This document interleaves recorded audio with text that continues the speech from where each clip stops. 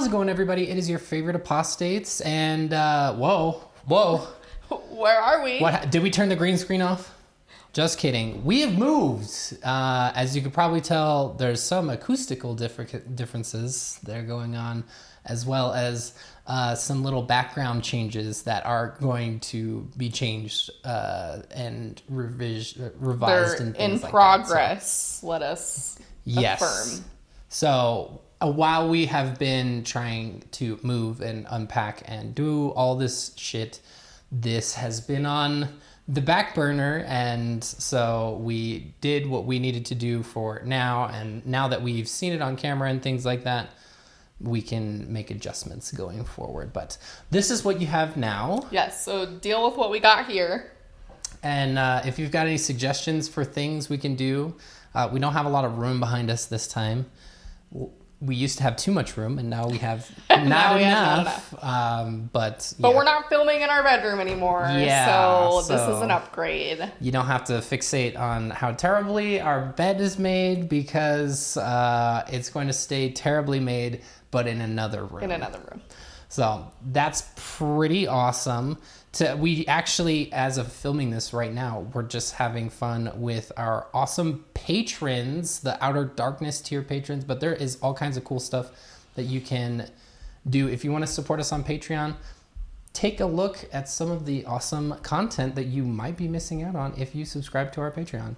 Our videos, largely by a lot of people, are considered the same, especially because I have some shit in my eye. That's not why. But we're really batting 1,000. I think we're so it is a good time over there. Go check it out if that is something that interests you. We are over 300 patrons strong. I'm so proud of you all for doing that. It's awesome. You're amazing, and we wouldn't be able to do this without you. Yeah, that's not to say that anybody who doesn't subscribe to our Patreon or isn't a patron of ours isn't an awesome, amazing supporter of us, because that is not what support means. You being here right now supports us. Those of you who go beyond the extra mile is amazing to me. We are grateful for each and every one of you. Yeah. Just want to throw out the appreciation that we have for all the people who support us, who subscribe to our channel and listen to us on podcast platforms. It's just really awesome and everything like that. So plug the candle real quick, because we're not done talking about that. Self-Care Day, our signature scent through Mormon, or through Exmo Candle Co. Go and check it out. We love it. It's awesome. It's an awesome product. You can find it at exmocandles.com. Now we have all of that out of the way. Sorry. I'm trying to keep it down to a minimum at the beginning so we can just get on with all the stuff. And today kind of is not something that we want to get onto. It is more of a shitstorm, and it is going to be probably a divisive topic to start off with. If it is a divisive topic for you, you probably aren't going to want to stay subscribed or listening to our channel, because this is what we're about, honestly. So this is a pretty big topic in the news of the United States right now. We know we have a lot of international listeners and viewers who maybe do not experience the same things as us currently. So we totally acknowledge that. But this is really big for a lot of people here in the United States right now. I did not want to initially talk about this because this is challenging and frustrating and a myriad of other emotions for me. But I got quite a few DMs about it on Instagram, and I felt like we would be doing a disservice to not talk about things like this on our platform, because if you're new here, we primarily talk about Mormonism and all aspects of extreme cultish, fundy type religions and the deconstruction process. All of the descriptor. All of the things. But this is a much more political take, if you will, than we would typically do on our channel. We've talked about things like that before. We're not quiet about who we are, what we do, and what we support. But this is not something that we would really typically do a whole entire video on. And I'm not, as for me, this is especially a topic that I really don't have much of an opinion on, because a lot of it it doesn't directly affect me, so I'm not going to say one thing or another. I will keep things to myself on what I actually think, but this one is a pretty cut and dry issue for me. As part of the deconstruction process, I think McKay and I were talking about this the other day, and I think it's important to look at the deconstruction space and how vast it really is, because we talk about deconstruction like in a religious context, like you're pulling pieces apart and putting things back together. With religion, spirituality, things of that nature, you're reevaluating what religion and those things mean to you and trying to figure out how you go forward, what matches up with your values, what doesn't. And I think sometimes what we neglect as part of the deconstruction topic is the political role of deconstruction, because I wish I could say that in the United States, at least, religion and politics weren't tied together. But that is not the case here in the US. They are inextricably linked. And so that being said, it's really hard to deconstruct your religious beliefs without also deconstructing your political beliefs, because there's a lot of significant overlap there. Yeah. So I feel like these are things, political topics in nature, that need to be discussed, because a lot of us, speaking from myself and likely McKay personally, when you're raised in Mormonism, most Mormons lean conservative. And so that's the values that you grew up with. Those are the ideas. You watch Fox News. That's the information that gets regurgitated back to you. And so you, at least most Mormons that I know, I won't speak for all, but most Mormons that I know grew up on the right.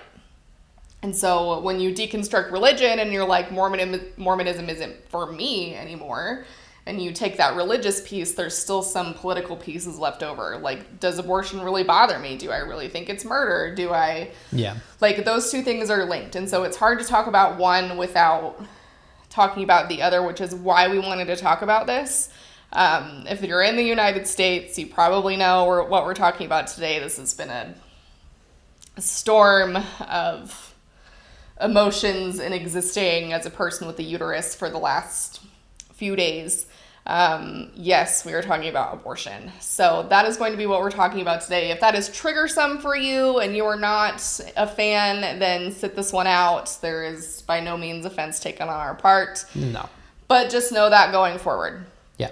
Before we get into it, on the note of deconstructing some of the offshoots of you're centered in your Mormon belief or anything like that, and it takes root into other areas of your life. I remember recently somebody had made a comment on one of our videos saying, and I don't know what the intention of the commenter was or the nature of, you know, who they were or anything like that, but they were like, I think it was an ex-Mormon. They were kind of saying how we really tack hard into the quote-unquote leftist ideology or things like that. But it was in the context of us talking about bigotry, and I was like, this is not something that we can compromise on. We're not going to meet bigots halfway. And if you're not ready to deconstruct other parts of your life that Mormonism has affected, then in a lot of cases you might not be ready to deconstruct Mormonism. So it's something that bleeds into a lot of different aspects of your life, and you really have to sit back and take inventory on those things. And abortion is definitely one of those things. And we hold space for everybody dealing with this, because especially if you were brought up as any type of fundamentalist and you're walking away or reevaluating, there's a lot of unlearning and relearning that needs to happen in regards to these types of issues. And so I have always been pro-choice. That's just one of the things that's always stuck for me. But I don't think you were. Nope. I was not, and it wasn't until probably when we were dating up until that point, I wasn't totally on board with that. So... Wow. Yeah, this is within the last 5 years kind of shift in my belief on this situation. So that being said, that's why we do these things, is because you don't just jump from being religious and being taught that abortion is murder to jumping to, I'm going to form my own opinion about abortion and see what I feel like, because that's traditionally not the path that you go down during deconstruction.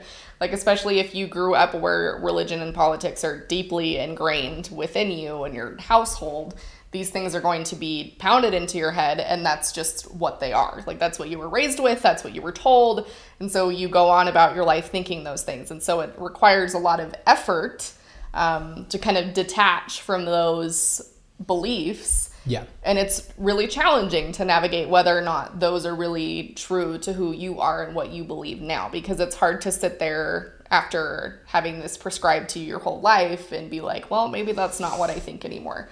And we understand that that can be a hard line to walk. And so we absolutely hold space for the people, especially now, who consider themselves, raised and formerly were pro-life and are starting to navigate towards maybe the other end of the spectrum. We are showing our full hand right off the bat. We are. And if you know who we are, if you've watched any of our videos, this isn't going to be a shock or surprising at all to you. But I think what we want to convey, probably more than anything, is that it can be a process, and it's okay to at one point be really staunch in this direction and rethink, kind of learn some more research, get some more information, and then change your mind. There's nothing wrong with considering yourself to be on the pro, not wanting people to have abortion side, starting to navigate toward the other side. You don't have to stick with one.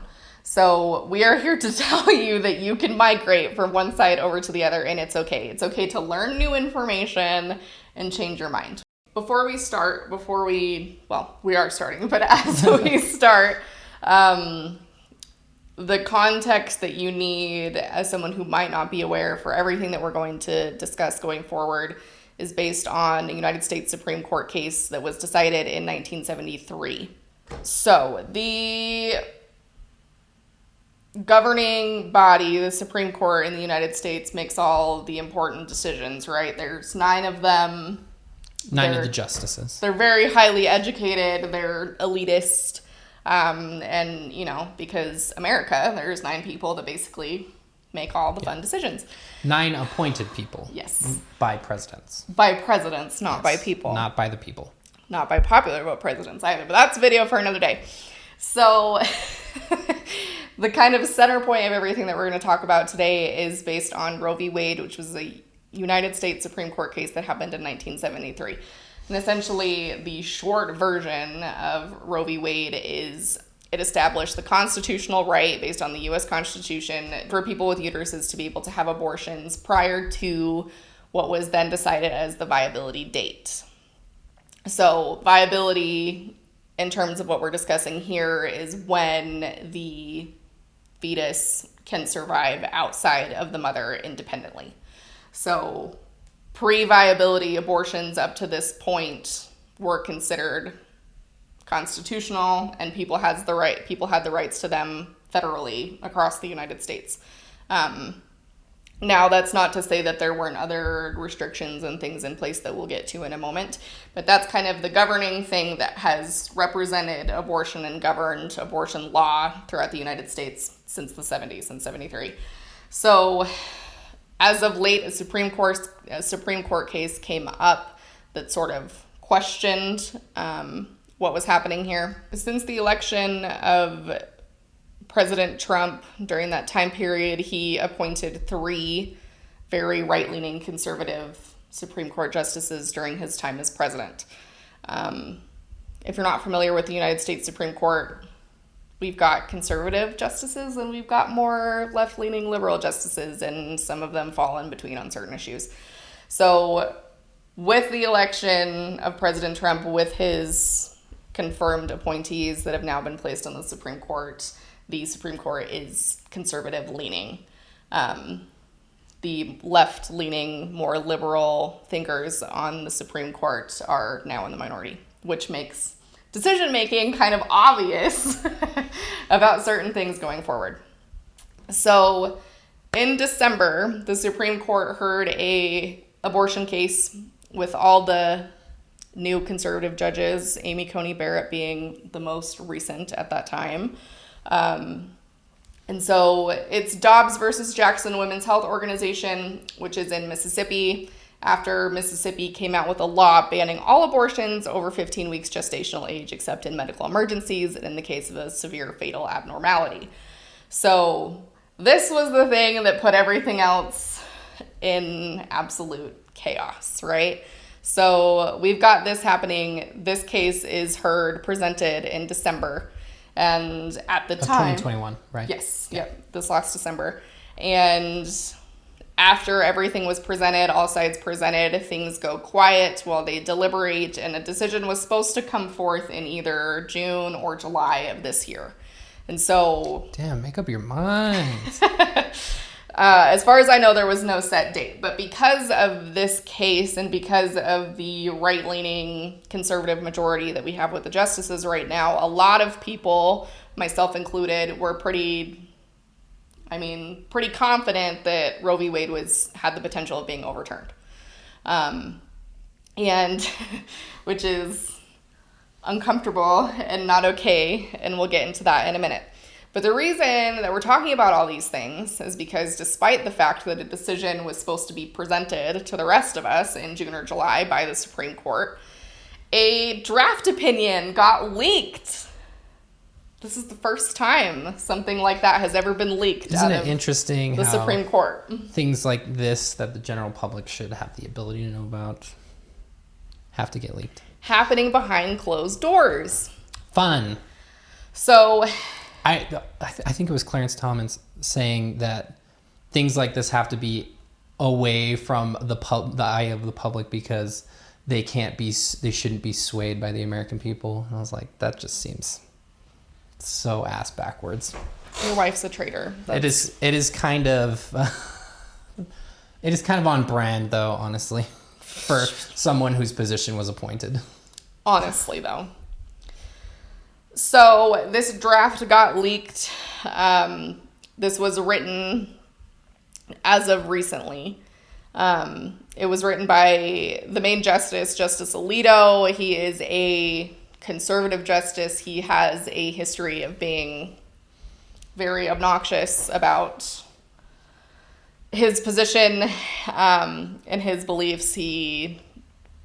There was a lot of passion that came out on his end when gay marriage was up for debate in the Supreme Court. So this guy's got a history of being super conservative, as does the rest of them. But this draft opinion came out and basically said they are overturning Roe v. Wade.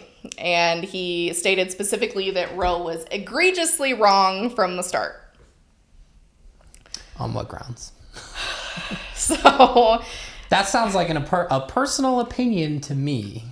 So in the draft, he states that we hold that Roe and Casey may be overruled, labeled as the opinion of the court. He says it's time to heed the Constitution and return to the issue of abortion to the people's elected representatives. So the whole argument stemming from this is that abortion isn't in the Constitution. And therefore... Wait, is it in the Bible? No. Oh, wait. No, it's not. No, it's not. So, therefore, because of that, it is unconstitutional, shouldn't be in there, women shouldn't be able to have them, people with uteruses shouldn't be able to have them, and that's the end of it.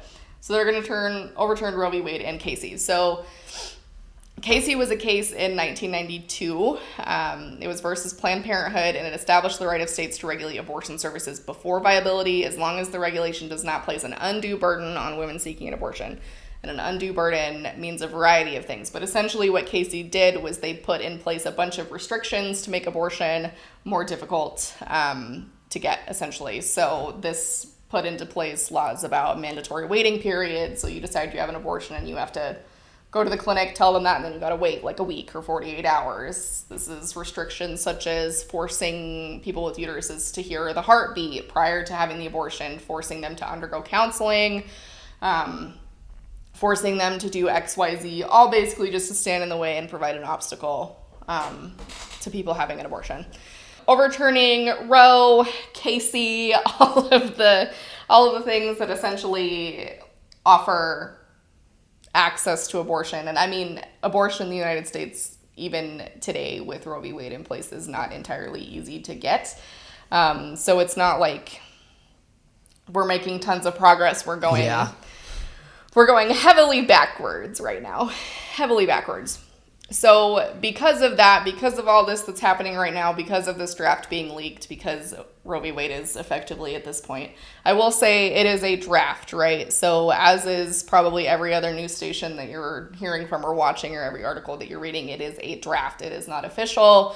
It has not been we've sat down, we've talked about it, we're presenting it to the American people, here we're done. It is not set in stone. This is a draft. But also bear in mind, we've never seen a leak of a draft from the Supreme Court prior. Exactly. So exactly. You don't know. We could never know what that means. Exactly. So that being said, things could possibly change. Do I think they will? No. We've got a conservative majority. I think it's funny because the last 3 Supreme Court justices that were appointed under President Trump were all asked in their confirmation hearings if they would uphold Roe v. Wade, and they all affirmed that they would. Funny. Perjury is a funny thing, isn't it?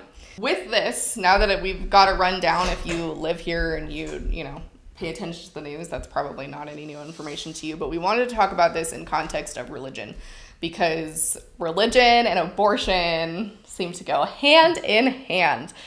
And this is an issue that it's a grand old time. It is. And it's not one that you can talk about with friends or family who disagree with you in a respectful manner, typically. This is if you're on opposing sides of the spectrum, this is a very painful issue to discuss, because there is the talking points on people who consider themselves to be pro-life are intense and sensationalized to the point where it's hard to even argue with them. Not to withstand that they're not inaccurate or sensationalized, because they are, but because they've got, you know, big buzzwords that they like to use. They all perpetuate the same rhetoric. They all regurgitate the same things. And it has stood the test of time. Yep.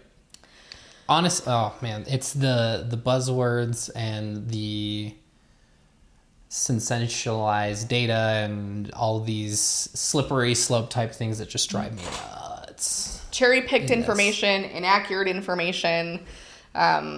This is nothing new in regards to any political issue when we're talking about divisiveness between the right and the left. But this one in particular.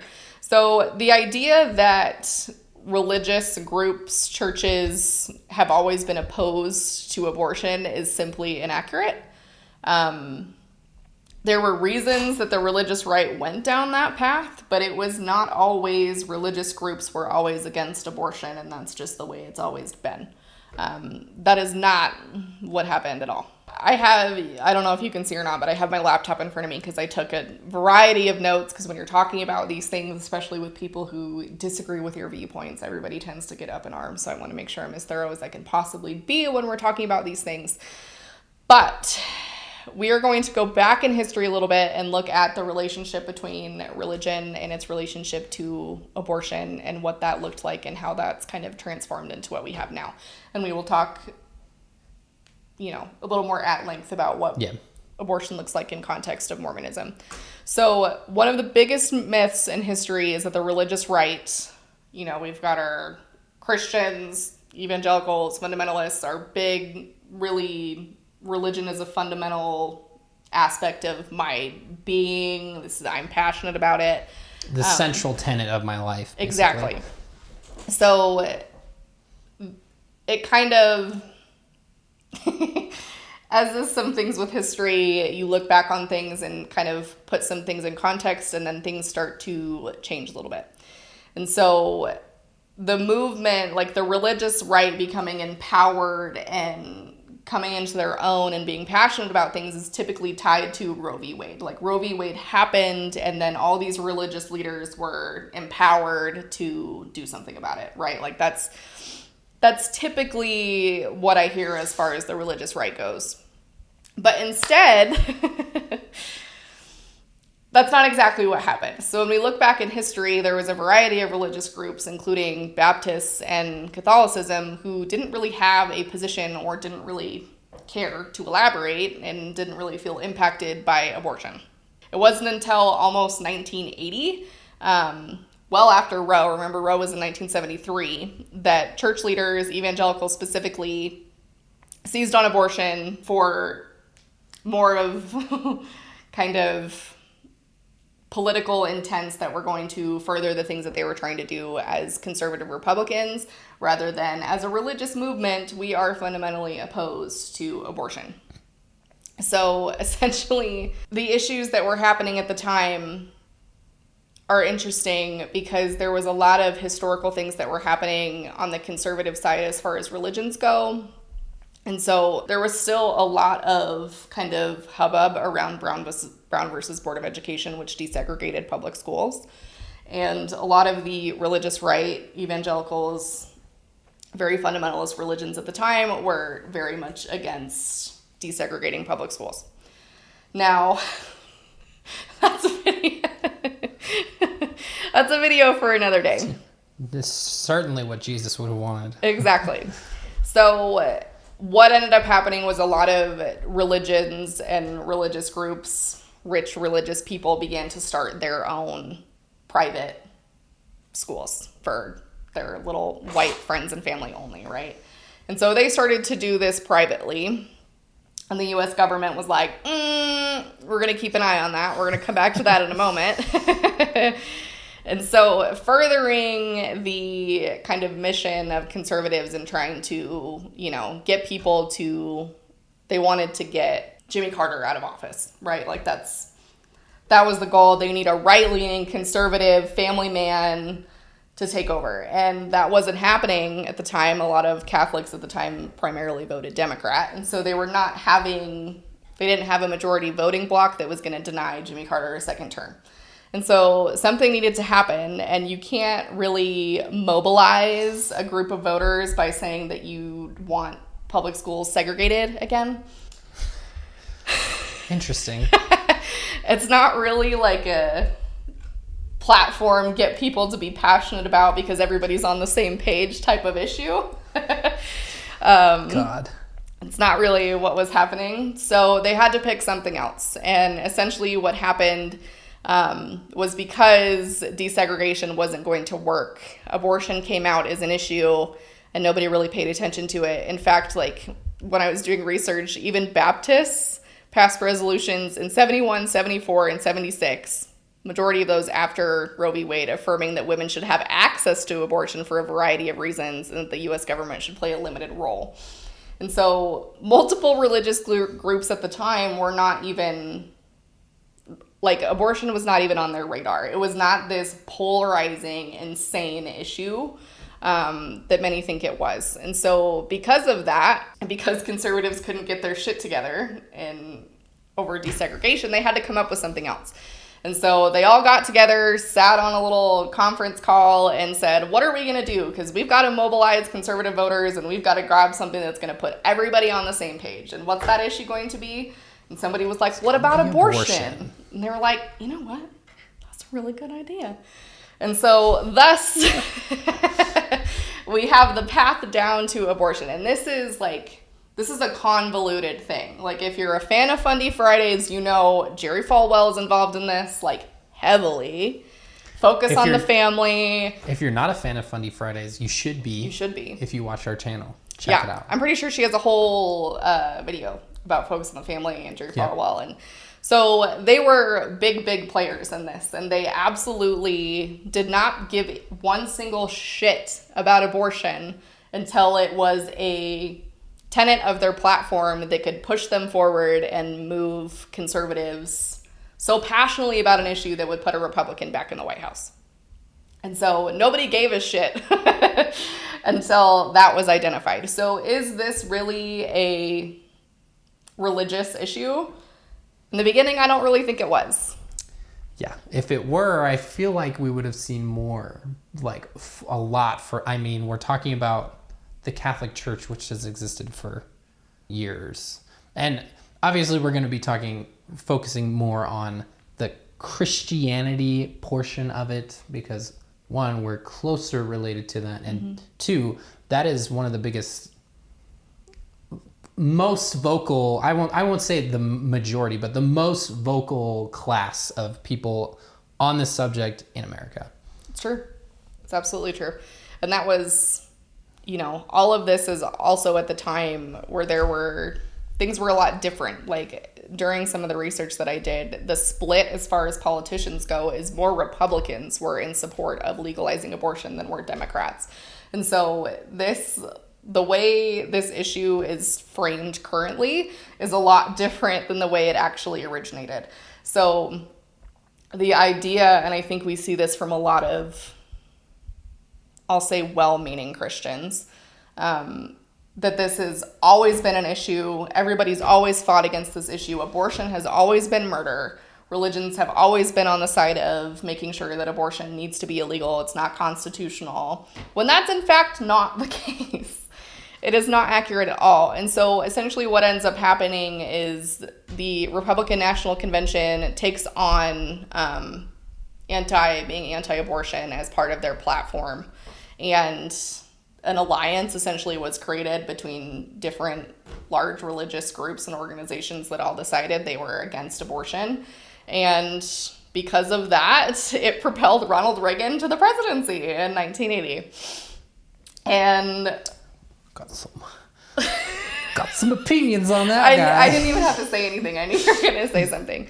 Ronald Reagan is an asshole for reasons we don't even have time to discuss. But being opposed to abortion was a giant part of Ronald Reagan's platform. And it led to it intermingled later on with his very deeply held racist ideals, where he developed, stereotypical horrible things related to racism and abortion. And so he fit the perfect family man who would never kill a baby ever in his life because he upholds traditional family Christian values. Nah.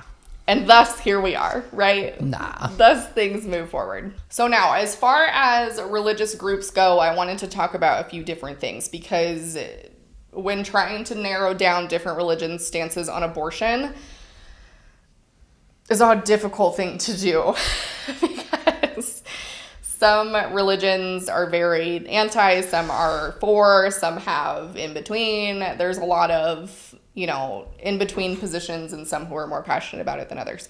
So I'm going to I'll have McKay throw up this graphic from the Pew Research Center, which is a few of the biggest religious groups' positions on abortion.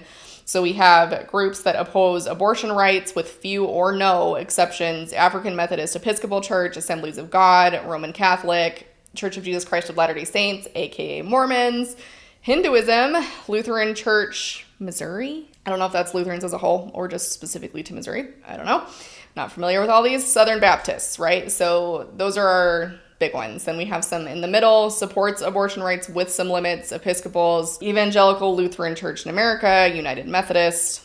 And then we have the ones who support abortion rights with fewer or limits: Conservative Judaism, the Presbyterian Church, Reformed Judaism, Unitarian Universalist, and then the United Church of Christ. And then some of the ones that have no clear position that are cited here: Islam, Buddhism, National Baptist Convention, and Orthodox Judaism. So those are just a few. The religious spectrum in America is vast. And that's not to say that there aren't people in each of these religious groups who do or do not agree with their church's particular stance on abortion.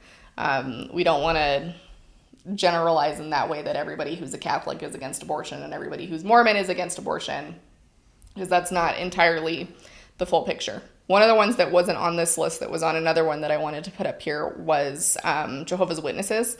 This is also from the Pew Research Center, Views About Abortion by Religious Group. 75% of Jehovah's Witnesses believe it should be illegal in all or most cases, which is cult cousins. By far, like, one of the biggest blocks of people who are anti-abortion in this religious survey in particular. And one of the highest who believe abortion should be legal is Jewish people, who in this study represented 83% of them stated that abortion should be legal, and following very closely behind Buddhist people, 82%, who believed it should be legal in all cases. So again, not that this is a total and complete representation of people within religions. But I have heard from we have a lot of people who, I've heard from quite a few people who have DM'd me on Instagram who are Jewish and have talked about how significant the right to abortion is, at least to them specifically. And so this whole, for a lot of religions that say this is a right, this should be an option, this is kind of the name of the game with Christianity in America, is everything is under the guise of religious liberty or religious freedom. And my religious freedom is so important, but Christianity is the superior religion, and I'm going to put my religious views of Christianity over your religious views. So is it really religious freedom? Not really. It's Christianity, and Christianity is superior. And that is a long-held United States traditional belief. Yeah. Very much Christianity is what this nation was founded upon. It is, our nation bleeds Christianity, and we are a Christian nation, and those are the values that we should be following and upholding. And therefore, abortion is not a Christian value. It is, according to Christians, antithetical to their belief system. To build on that, Mormons believe that the Constitution of the United States is an inspired document, that God inspired the founding fathers to write this document in a way that it would give way to the restoration of the Mormon gospel, and to to Joseph Smith being in the place that he was at that time. Same with Christopher Columbus. There is a passage in the Book of Mormon that refers to Christopher Columbus, not by name, but coming across the ocean. Didn't really mention anything about genocide or anything like that.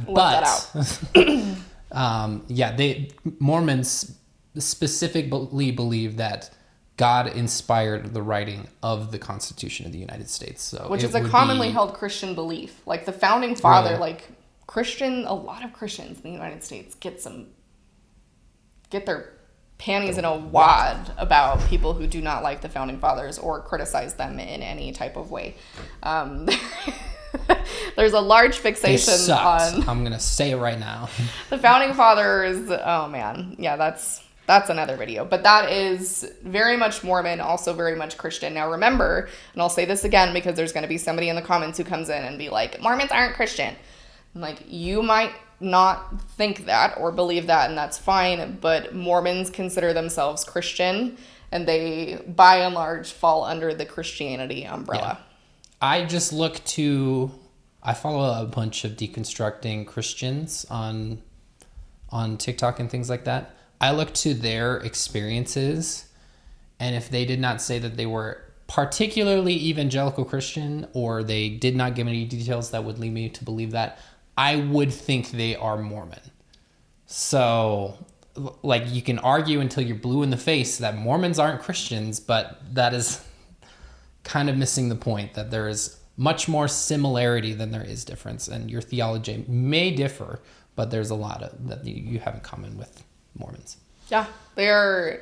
I mean, while there's some very unique aspects to Mormonism that are, obviously very unique, but yeah, by and large, there are some very, as far as doctrine goes, when we're speaking about, thinking of things in terms of Jesus Christ and things that he did, they're very, very, very similar to Christianity. So, by and large, the Christian block of, and here's the thing about Christianity that's tough, though, is because Christianity is such a broad term, it's hard to really narrow down on a specific group, right? Because we've got the evangelical, we've got the charismatic, we've got and they all, the extremely fundamentalist, there's, the Christian umbrella is large. And so it's hard to say, all Christians are vehemently against abortion, because that's not entirely true. But by and large, when we're talking about Christians on a very big picture level, that seems to track. Yeah. So another religious group that really doesn't get mentioned in these types of surveys a lot I wonder why. is the Satanic Temple. And I know some people get a little hokey and get a little frightened sometimes when we talk about Satanists or the Satanic Temple. I mean, we are competition. Satan's Ponzi scheme That's is in true. direct competition with. Just kidding. Honestly, true. not even the same thing. But We're in the same. We have the same goals. We're reaching for the same things, right? That's the fair. Satanic Temple would want us to have gotten out of Mormonism. fair enough. Okay. Fair enough. So, the Satanic Temple, remind you, they are not like devil worshipping people that are, like trying to. I don't know. That would be the Church of Satan. So there the is a Satanic difference. Temple is different in that they don't actually believe in Satan. It is more of a thoughtful kind of dialogue on, religion, deism, things of that nature on the whole. So they're not like worshiping Satan in a closet somewhere. Let's just make that clear. But they are an entirely intelligent group of people. They have what is called the satanic abortion ritual. And in your mind, as was mine when I first learned about this a few years ago, that sounds kind of frightening. It is not frightening. It is actually if you are in favor of people with uteruses having access to abortion, then this is something that should be very affirming to you. This is straight off their website. The satanic abortion ritual provides spiritual comfort and affirms bodily autonomy, self-worth, and freedom from coercive forces with the affirmations of the Satanic Temple's 7 tenets. The ritual is not intended to convince a person to have an abortion. Instead, it sanctifies the abortion process by instilling confidence and protecting bodily rights when undergoing the safe and scientific procedure. And so it's not like a ritual where you're like channeling yourself to have an abortion or anything of that nature. If the name may sound scary, but you have to read that bit and read the 7 tenets, because the tenets are also nothing sketchy. They're probably some things that you're already abiding by. So don't let people don't let people instill fear about something that is inherently not a bad thing. So the Satanic Temple is governed by 7 tenets, and the 7 tenets, the one in particular that applies the most as far as the abortion procedure goes, is the one that states one body is inviolable, subject to one's own will and one's own will alone. So it interprets state restrictions on abortion access as a burden on this sincerely held religious belief. So they have brought cases against different states who have imposed restrictions as far as abortion goes, because if you're a member of the Satanic Temple, then their protections essentially prohibits you from having to go through some of the KC restrictions that we talked about before, whether that be having to listen to a heartbeat before the procedure or having to have a waiting period or, counseling or any of those things. So their whole point is that they bypass all of those things because that's part of their deeply held beliefs, is that you shouldn't have to endure that because they have an abortion ritual, right? So they are federally recognized as a religion. So they use the Religious Freedom Restoration Act and the precedent around Hobby Lobby and all of that's a whole other video for another day, and all the religion nonsense that goes on there. Hobby Lobby. And so they use that to be able to instill and hold these beliefs and sue and bring cases against people who have done these type of things that are contrary to their belief system.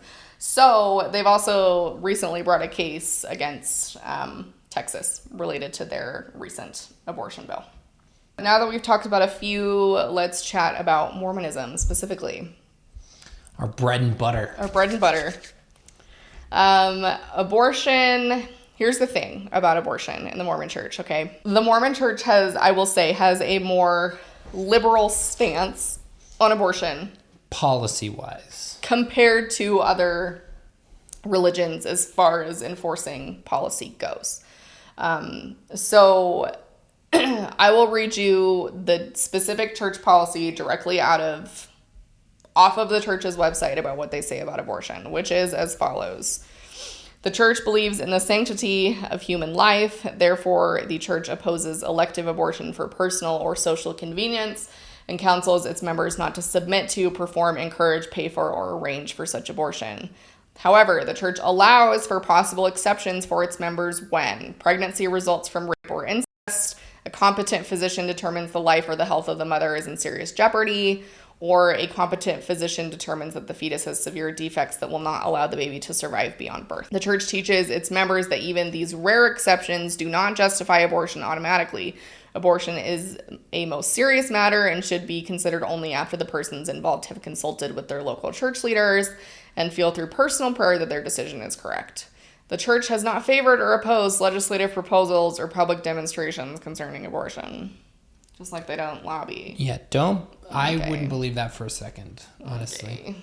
Abortion is an interesting thing in Mormonism because while this is what it said, is this from the handbook or is this from just the website? This is from the website. It's similarly worded in the handbook that leadership is given to counsel their local members on both the ward and stake level.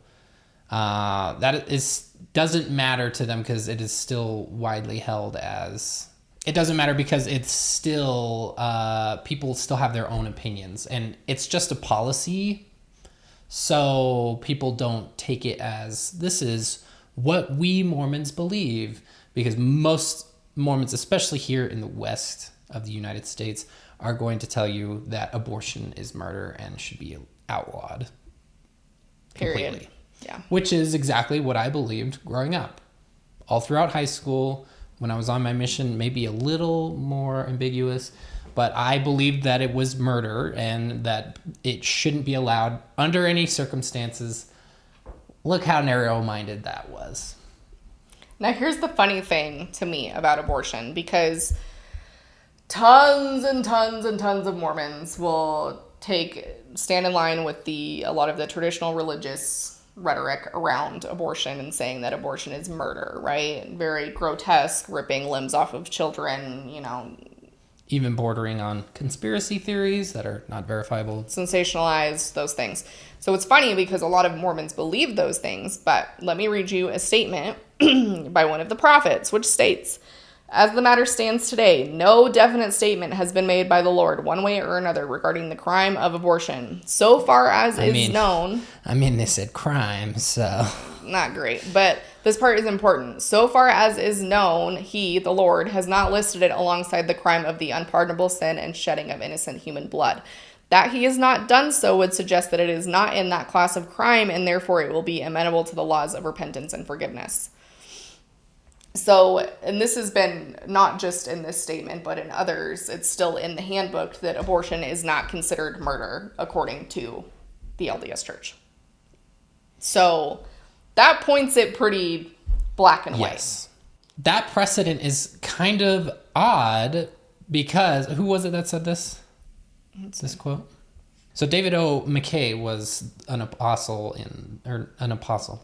prophet in the 50s, and that's what he said about that. But in modern day, up to present day, if I haven't seen a baptismal record in a little while, but the questions that I was asking when I was a missionary, one of them was if you have committed a felony, which would require the counseling of the mission president, who is the head of all the missionaries in a given area. And more specifically, if you had ever been involved in an abortion, if you had received or had a partner receive an abortion or anything like that. Or participated in. And so I can't remember what the wording is. Plus, it was in a different language. I've never really seen them in English. But I always thought that was really strange because if they said yes to either of those questions, you were supposed to pack it up and say, we can't promise you that you're going to be able to get baptized, or if you are able to get baptized, when that will be able to happen, we're going to refer you to our mission president and he will take it from there. I'd only seen that ever happen one time. One of my baptismal candidates should have gotten that treatment, but the guy who interviewed him let it slide because he's probably more like me. He also shared my same name, so that's kind of interesting. But yeah, it is like no nonsense kind of thing. Like they have to talk with the mission president, and I don't even know. We would have to see the mission president's handbook to see, and that's not something that we really need to get into right now. Yeah. To see what they're supposed to do to counsel these people to repentance before they can get baptized. Like, is baptism not to wash away those sins? I may be mistaken. I did tell people and baptize people for 2 years, but I guess I don't know what baptism is. It's conflicting because that sends a variety of different messages just in like the 5 minute we've had conversation about Mormons specifically. Because there's tons of conflicting information. There's the cultural beliefs around abortion. There's the personal beliefs around abortion. And I mean, let me be clear. During my entire time in Mormonism, there was never anybody that I ran into that was open and willing to talk about having an abortion if it wasn't for the reasons explicitly stated as the exceptions. There were one person that I knew specifically that had had one, and it was because she was in, you know, a very bad space at the end as far as health goes, and it was necessary. So there's even stigma attached to receiving, like, having abortions with the exceptions that they've laid out. Oh yeah, if we were still in the church and that was applicable to you, I would never even say, even if it were an exception, because people still have this notion that it's murder. Bar none, you don't do anything like that. There's no exception, there's no nuance. Bar none, especially priesthood holding men, honestly. I feel like it is the most common. There's no nuance to it when you're talking to just among the guys in elders quorum or whatever. Yeah. Well, which is ironic because none of those people will have a uterus. Yeah, for real. For real. And that's... all of these things are to be, like, if you are, let's say, you fall into one of those exception categories and you are Mormon, then they still tell you that you need to, like, discuss it with your bishop, who doesn't have a uterus, at length, before he will even, like, sign off on you having the abortion. And so you might have a shitty bishop. What is agency? You have they no don't agency. know. They don't know. I also screenshotted this because this was also stated in that on the church website. Currently, it says when a child is conceived out of wedlock, the best option is for the mother and father of the child to marry and work toward establishing an eternal family relationship. If a successful marriage is unlikely, they should place the child for adoption. So that is the specific direction. Love that language. As far as that goes. Yeah, we're still in the 50s, apparently. Yeah. One of the important things to mention... I think when we're talking about abortion specifically, is the relationship between race and ethnicity and abortion, because people of color are disproportionately affected when we try to outlaw or we place barriers to receiving abortions. And that's for a variety of reasons, but not the least of which can include... people of color are less likely to receive adequate health care, aren't able to access contraceptives. The maternal mortality rate for Black women in particular is god-awful. Black women are more likely to die in childbirth than they are to have an abortion. And let's be clear, this is not wokeism. No. This is data. So... don't come at us with anything like that. I'm so tired of those comments, but we get them all the time. Wokeism, oh my God. I cannot stand that. This is all research-based. Like, I'm not pulling this out of my ass. Like, I will literally read for you an article that will put it, like a paragraph from an article that will put it so perfectly. This is in regards to the abortion bill that's happening in Texas. So...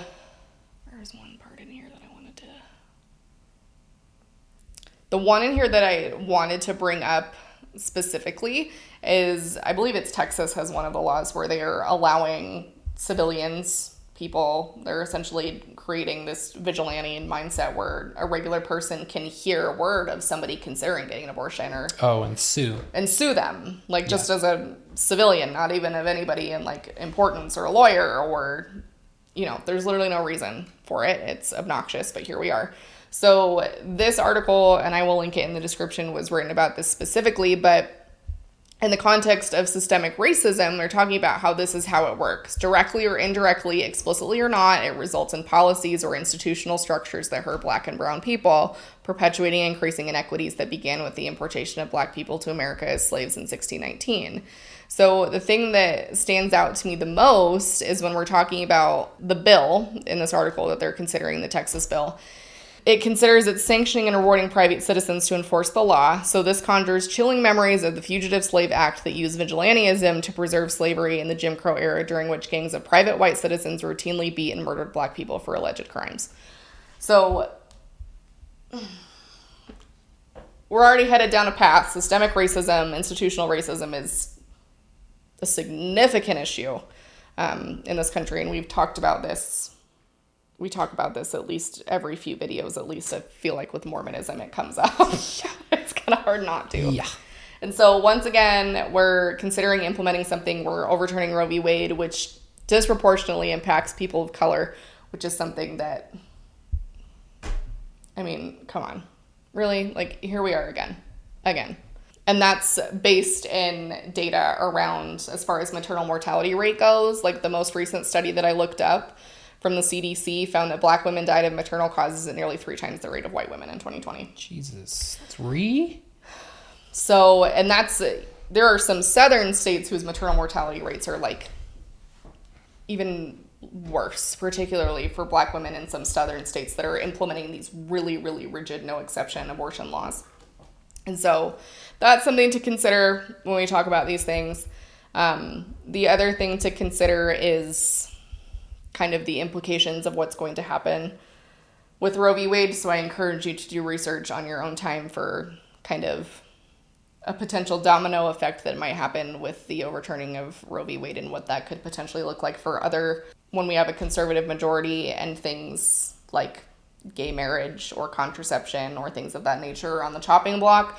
With the overturning of Roe v. Wade, it kind of makes you a little uneasy about those decisions, especially when a lot of them were very, like Obergefell versus Hodges, which declared same-sex marriage constitutional and have a constitutional right to be married even if you are in a same-sex relationship. And there were a variety of conservative justices who were very passionately against that issue. And so now when we're working backwards and talking about part of the draft that was released about abortion was that it shouldn't be upheld if it's not deeply rooted in history and tradition in the United States. And if that doesn't make you really uncomfortable, it should.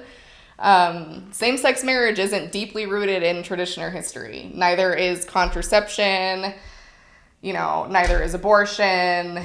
We just start going down a list of potential things where this could be a stumbling block or a domino effect for some other things, including contraception. That's a big one right now with states like Louisiana criminalizing IUDs, which is a form of birth control.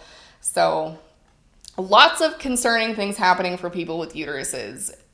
Venmo someone with a uterus, take them out to lunch, buy them dinner, do something, because it is freaking rough out here. Defend our uterus havers, honestly, yes. Because I mean, this is not something that directly affects me, but I live with a person who has a uterus and it affects them.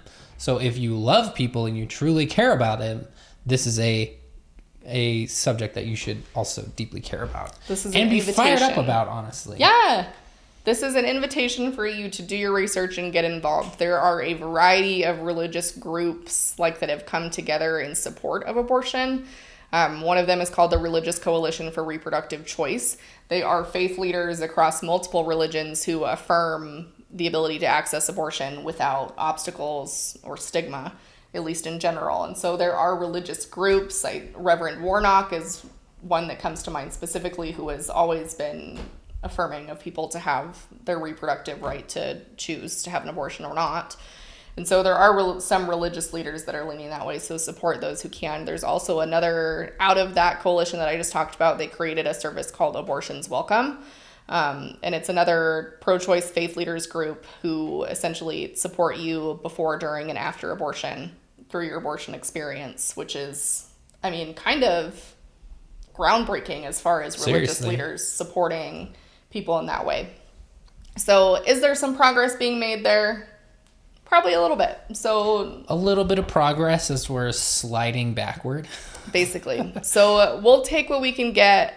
Mind you, just Utah Mormon specifically, Utah does have a trigger law, what they're calling a trigger law. So if Roe v. Wade is overturned, Utah will have an abortion ban that is specific to the state. So do your research, figure out where you live. I watched like 5 minutes of a Paul and Morgan video where they talked about this. I know, I shouldn't have. Oh my God. It was, first off, if you're going to come in to this conversation being outraged about what fucking media personalities who are, by the way, the ones they chose are people who are on the insufferable list. Like, there's no way anybody there's no way anybody takes James Corden seriously. And if you do, I'm sorry. I don't know how you can. But Jesus Christ, Paul and Morgan. There was also, in that discussion, we could probably do a whole ass reaction in just their video, because it's like misconception after misconception after misconception. Which, is such a thing. Live action, which is, for all intents and purposes, is a anti-abortion propaganda organization, is verified on Twitter. Or maybe on Twitter. I specifically saw them spreading nonsense on TikTok. And if you know anything about them, if you know anything about Paul and Morgan, they religiously subscribe to Fox News. So, and Ben Shapiro and the like. So, but one of the biggest things that I took away from their video was, one, absolute ignorance of everything, as usual. But two, the other thing that was brought up is, well, it's left up to the state. So if you live in a state that won't allow abortion, just go to a different state. And I'm going to return to the conversation that we just had about people of color being disproportionately affected and people who live below the poverty line, poor people who are disproportionately affected. If you are living in a state that does not allow abortion, not everybody has a bunch of money to go fly to a different state, pay for a rental car, pay for a hotel, pay for the abortion service itself, which is usually not cheap. Like, people aren't just able to up and go to a different state to have an abortion. So that's a really privileged viewpoint to make. Very, very Christian of you to just suggest that somebody go fuck off to another place so that they can get the healthcare that they need. Healthcare. I guess it tracks because they don't believe that it's healthcare. They believe that it is murder. So yeah. And mind you, the majority of what Paul and Morgan talked about was complete and utter bullshit. But that's why it's really important that people do their research, because there is so much misinformation around abortion. So much. Even, I mean, down to the downright science. Look, I went through multiple scientific articles today talking about this misconception that fetuses can feel pain, which is untrue up to a certain point in that pregnancy. Usually it's before like 29 weeks or so. I'll link the article in the description. But it's widely three-fourths the way there. It's widely well established that fetuses, like 90% of abortions happen in the first trimester. First trimester, fetuses cannot feel pain. So this whole dynamic that they're like poisoning a child and they're suffering and is just blatantly false. Blatantly false. We could do a whole video on myths relating to abortion, but seriously. Or yeah, anybody who comes up in the fucking comments with the, oh, you can abort the child up to the day before birth, and I will make a $5 donation to Planned Parenthood in your name if you bring that up, because it doesn't happen. Nobody's gonna, without very good fucking reason, gonna carry a baby for 40 weeks, pick out a name, pick out all the room stuff, clothes, and have a baby shower and everything, and then at the last minute say, no, this isn't what I want. Unless they were dying or the likes. So and it's really please hurtful. Do not. It's really hurtful for the women who have had to have abortions in the late stages of pregnancy, because usually it's for very unfortunate reason. And it's not that those people didn't want that pregnancy. They did. And things happened where that wasn't a possibility. And so they had to have an abortion. And that's the other thing that I think people don't understand when we talk about these things is states that are actually criminalizing abortion. Louisiana is trying to declare abortion a homicide and charge people who get abortions with murder. What they don't understand is miscarriages are abortions as far as medical terminology goes, having worked in healthcare. So if you've had a miscarriage, it comes up as an abortion in your chart. So I hope for all of us that if I, in later years, were to have a miscarriage and I went to the hospital and the doctor was like, you're having a miscarriage, did you do it on purpose? Like, wasn't it abortion? I really hope that our doctors can tell the difference. Because I'm telling you right now that it's highly unlikely that that scenario wouldn't happen where we're assuming that, well, they had a miscarriage. Was it an actual miscarriage or was it an abortion that they did themselves? And it's presenting to us as a miscarriage, but it's really not. Like, this is the dynamics and the discourse that we enter when these types of things happen that people don't take into account. It's not just going to impact religious women who would never, ever, ever have an abortion. It's going to impact people when we have states that are implementing no exceptions to the rule. When your wife is on the table and her life is in danger, but your state doesn't allow abortions, we're in trouble. Or even more to the point, your religion allows abortions, and now somebody else's beliefs said that they're not allowed and you weren't allowed either. So there's something to be said about that.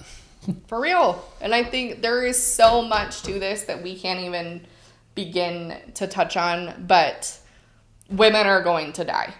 I mean, that's people with uteruses are going to die. That's point blank. More people die pregnancy, childbirth, mental health issues postpartum afterwards than would a one person having a safe abortion. Like, childbirth is far more dangerous than having an abortion. So there is a million things to consider here, but I will link some of the abortion funds around the United States, different ones, unique ones that meet different needs as far as different states. I would encourage you, if you can, to contribute to the abortion funds that are in your state. If your state is, if you're a Coloradan or a Californian. Coloradan. You can tell we're from Colorado. You can tell we're from there. Which has, like, I think Colorado's codified abortion in their state. I'm pretty sure. So if you live in a state that does allow abortion and will continue to, after Roe v. Wade, consider donating to a state like Utah, who is not going to have that option going forward, abortion funds are essential. Planned Parenthood is essential. They provide essential services, not limited to abortions.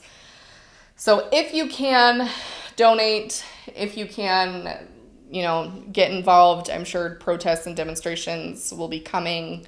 Do your research. If you're coming out of fundamentalism or Mormonism or very religious anti-abortion places, then there's a lot that you probably don't know. I will plug Jen, Fundy Fridays, Jen and James. I love them both, honestly. They're doing a shirt for their channel, their merch related to abortion rights and everything like that. And if I'm not mistaken, don't come for me, Jen and James, if I'm incorrect, but they said that they would donate the proceeds plus match the donation of every shirt that they sold. We bought shirts as long as they could financially do that. So if you want to do that, at least you know that the proceeds of the shirt are going there. If not, double that. And you get a cool Fundy Friday shirt. We ordered ours, so be cool. Order yours. Match with us, twinning. Be matchy.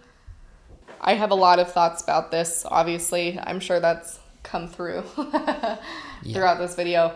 I think it's important for those of us that come from religious backgrounds to deconstruct these things. Abortion, what does it mean? How does it relate to our value system? Like, let me be clear, if you are against abortion, that is fine. If you personally would never have an abortion, never encourage someone, participate in offer, drive someone to. Like, if that's not your thing, that's fine. But it becomes a problem when you try to impose, I would never have an abortion, and neither can you. That's when it becomes a problem. I don't have an issue with people who are like, I would never get an abortion. I think abortion's terrible, and I wouldn't want to do it. You can hold those beliefs, and I will absolutely respect them if you do not force those beliefs on other people. And that's the problem that we have with conservatism and Republicans currently with abortion. Yeah. It is... The misconception is that people who are pro-abortion, like us, don't value human life, because that is definitely not the case. But when you're so lost in the sauce about killing babies and blah, blah, blah, all this stuff, that you don't realize that some of these things will ruin people's lives, if not end them, if they don't have access to abortion. Like, you need to be able to consider both sides of the coin. And not just demonize the people who have had abortions into monsters and murderers, and it's not very Christ-like. Another thing to consider. We don't openly talk about abortions, period, in our society. And when you're saying nonsense about people who have abortions are murderers and they're vile filth that will go in hell and be tormented forever because of that, you may have friends or family that have had an abortion, and that affects them. So just an article that I read today said 1 in 4 people with uteruses will have an abortion in their lifetime. And so you absolutely know someone who's had an abortion. You do. You more than likely don't know it. You don't know it, but you do. So this whole live stigma, as if you do, even if you don't know it. Yeah, because people around you hear what you're saying, especially if you're critical. Yeah. And above all, people will be like, oh, you don't have kids, you don't know what it's like. We do. We have a child. I birthed a child, and I almost died. So do not come for me. Please, shut up. Thank you. I approve of this message. Anyway, this was a lot to digest. If you stuck with us, thank you. If you didn't, you're not seeing this or hearing this, that's okay. We understand that this is a heavy topic for a lot of people, and unfortunately not applicable to our entire audience. So there's a lot about Mormonism and things that are just kind of wacky, and this is one of those things where it's so ambiguous to the point where it's almost dangerous, where you're like, is it okay? Or it just depends on the person, where they might abide by this is church policy and I agree with it, or they might not. And it all just comes down onto the way people interpret things. Yeah, that's the dangerous part. Yeah. So thanks for sticking around with us. If you're not already subscribed, or you don't download our podcast or anything like that, hit the subscribe button or download button or whatever you do to be able to listen to us and support us and things like that. We greatly appreciate all of our over 42,000 subscribers. You're all amazing. We love you so much. If you're looking for a way to support us, we already talked about the Patreon. You're seeing their names go up the screen if you are watching on YouTube. These are the coolest people. These are the cool, amazing, the elect of Jordan and McKay. So they are going above and beyond. We love them so much. If you'd like to buy some of our merch, we have an Etsy store, Happy Brain Collective, where we sell stickers. They come from our place. We ship them out to you by hand. And then we also have a Teespring where you can buy similar designs printed on t-shirts, mugs, sweatshirts, and things of that nature. So you can check out some of those designs. If you'd like to get in contact with us, we have a couple different social media channels. You can find us on TikTok and Instagram. Jordan does a lot of posting there. I say that almost all the time. She's been talking about this subject for a while now. So if you'd like to follow along a little bit more, you can follow us there. You can also join our Discord, which has an awesome community. Last night we were talking about Pizza John. If you don't know what Pizza John is, I learned last night. It is never too late to learn. Our Discord is fun. The Discord is hopping. Thank you, everybody, for sticking around. We love you. We're so grateful for you, and we will see you next time.